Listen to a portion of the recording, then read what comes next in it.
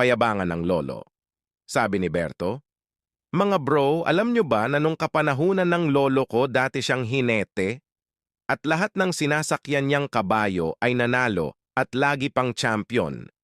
Di napatalo si Juan at ang sabi, "Wala yan pre sa lolo ko, dati ring hinete yon nung kabataan niya. At kung sumasakay yon ng kabayo, alam nyo bang pabaliktad at ang galing lagi rin panalo at champion kahit pabaliktad? Mas lalo na si Pedro. Mga pre, wala niyang mga kwento nyo. Ako walang lolong dating hinete. Pero meron akong alam na magaling din kahit wala siyang kabayo. Mabilis tumakbo at ito ang matindi. Pag nakikita siya ng mga tao, ay natatakot at mabilis na nagtatakbuhan." Nagulat si Berto at si Juan sabay sabi, "Ha! Imposible naman ata yan na wala siyang kabayo. Mabilis at takot na takot ang mga tao pag nakikita siya." "Sino ba yang alam mo?" Sagot ni Pedro.